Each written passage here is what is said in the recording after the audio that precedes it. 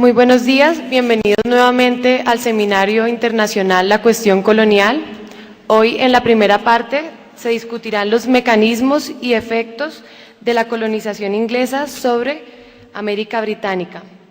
Para ello nos acompañan en la mesa de discusión el profesor Jack Greene. Actualmente se desempeña como profesor en la Johns Hopkins University y como profesor emérito del Instituto Andrew Mellon. Entre su producción bibliográfica se encuentra Historia Atlántica, una aproximación crítica, Interpretando la América Británica, ensayos historiográficos y autoridades negociadoras, ensayos sobre historia política y constitucional colonial. Y el profesor Chris Lane, doctor en Historia de la Universidad de Minnesota y BA en Historia y Estudios Latinoamericanos de la Universidad de Colorado, Estados Unidos. Es profesor de Historia Latinoamericana del College of William and Mary de Virginia. Entre su producción bibliográfica se encuentra El Mundo Atlántico, La Milicia India y la Descripción de las Indias y El Color del Paraíso, Esmeraldas Colombianas en los Años de la Pólvora. Les damos la palabra.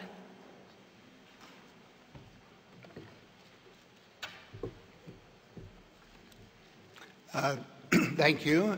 I want to express my thanks to Professor Bonilla and the organizers of this magnificent conference, and thank them for asking me to participate.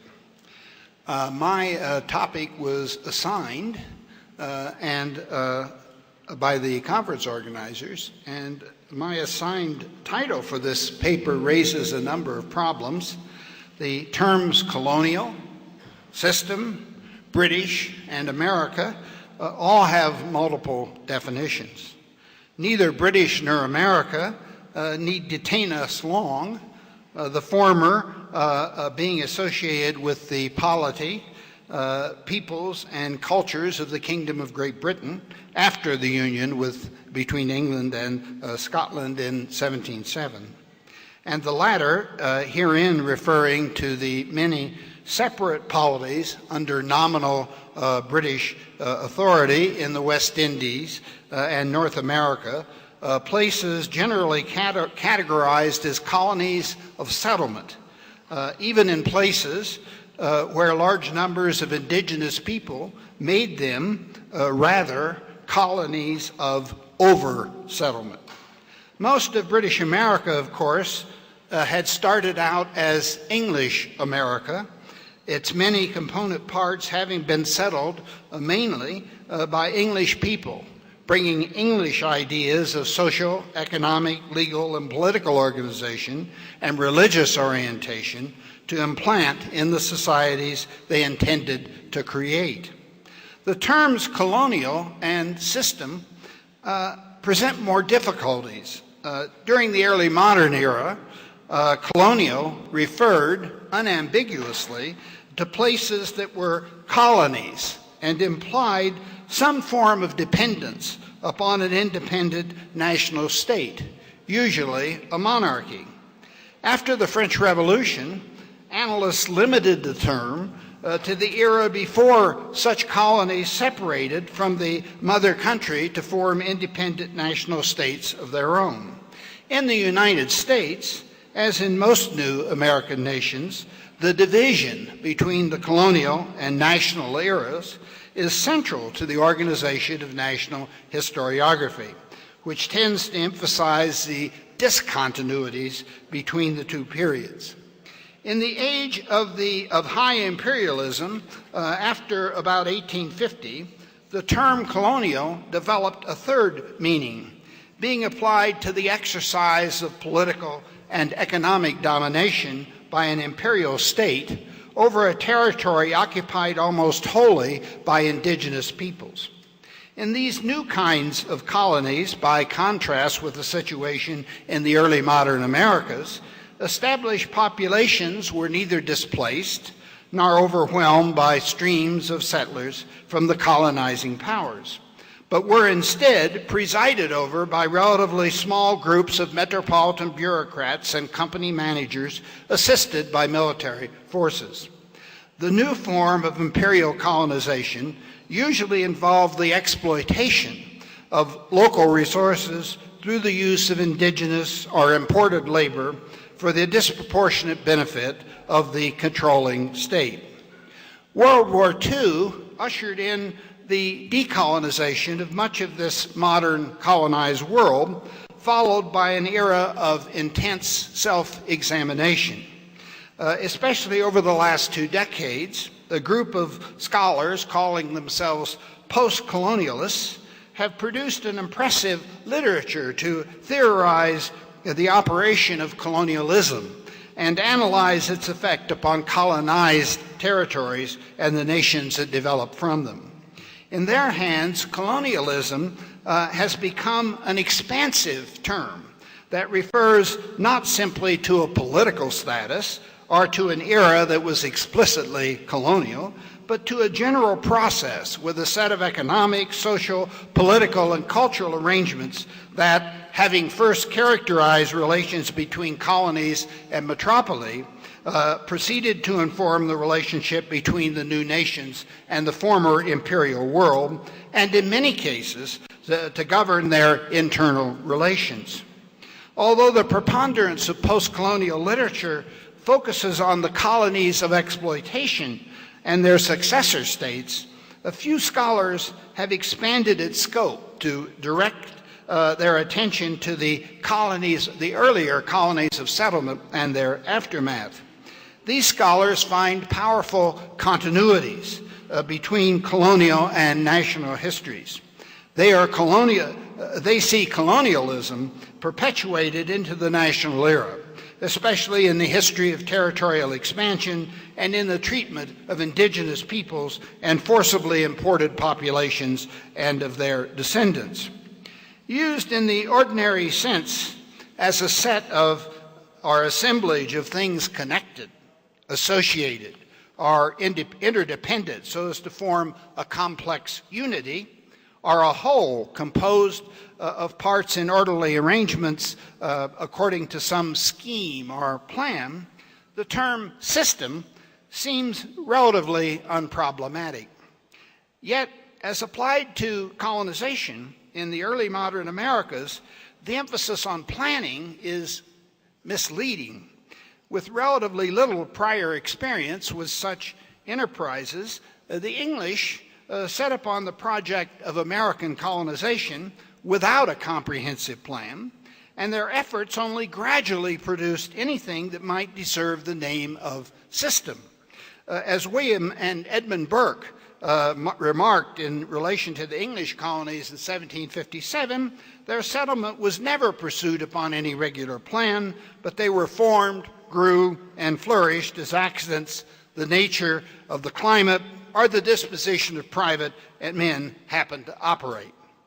As the actors in this process, Crown, colonial enterprisers, settlers, and their auxiliaries, and indigenous Americans proceeded through trial and error to build new societies and polities in America, their efforts gradually resulted in the development, articulation, and to a limited extent, conceptualization of a national pattern of empire building that in retrospect might be thought of as a colonial system.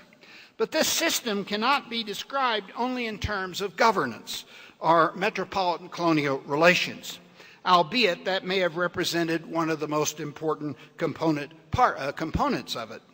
Rather, it involved modes of land acquisition and occupation, resource utilization, demographic expansion, labor mobilization, social organization, and cultural implantation and modification that provided the effective engine for the operation of the colonial process of society and polity building. Limitations of time prevent the detailed exploration of the elements in this, all the elements in this complex, emerging, cohering, and constantly changing system within the early modern British world in the Americas. For this reason, I will here concentrate on the process of political and constitutional formation. But I will conclude with a brief survey of other components of the British colonial system, our colonizing process, and suggests that it survived the American Revolution to serve as a principal vehicle for the subsequent expansion by conquest and settlement of the United States. In terms of governance, the British colonial system from beginning to end was characterized by the dispersal of authority.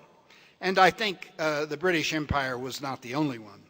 As recent literature on European state formation reveals, the problem of how to organize and theorize an extended polity was intrinsic to late medieval and early modern state building. As the national states emerging in Western Europe sought through conquest, dynastic unions, or annexations to expand their authority over areas already well-peopled and possessed of their own peculiar socioeconomic, legal, and political traditions, they were sometimes able to absorb these areas into the central polity, as England did with Wales in the 15th century.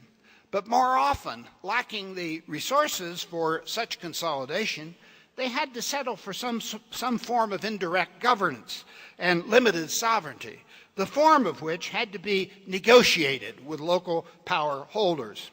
In the resulting constitutional arrangements, authority did not flow from a powerful center, a powerful central core, but was constructed between the core and the newly acquired provinces through a process of bargaining that left considerable authority in the hands of provincial leaders. Increasingly, imperial historians have come to realize that the process of governance and constitution making in early modern overseas empires represented an extension of this model. In those empires, fiscal resources were never sufficient to support the bureaucratic, military, and naval machinery necessary to impose central authority upon the dominant, self-empowered possessing classes in the new peripheries without their consent or acquiescence. To obtain the cooperation of these classes, metropolitan officials had little choice but to negotiate systems of authority and varieties of indirect rule that at once set clear boundaries on central power, recognized the rights of localities and provinces to varying degrees of self-government, and ensured that under normal circumstances, metropolitan decisions affecting the peripheries should consult or respect local and provincial interests.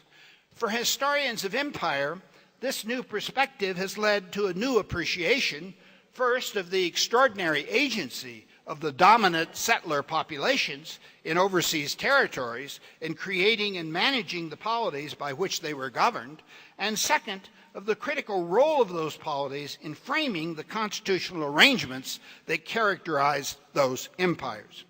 It has led as well to a fuller understanding of the important distinction in the overseas colonizing project between the role of the state, which in most early modern situations had limited resources for sponsoring cultural change, and the role of culture-bearing immigrants, who in ever-rising numbers were the driving force behind the transformation of indigenous social and political spaces into European-style ones. In the case of the British Empire, these immigrants provided the energy and much of the direction for the colonial system. Settler agency was inversely proportionate to the coercive capacity of the colonizing nation. At the beginning of the era of early modern colonization, none of the emerging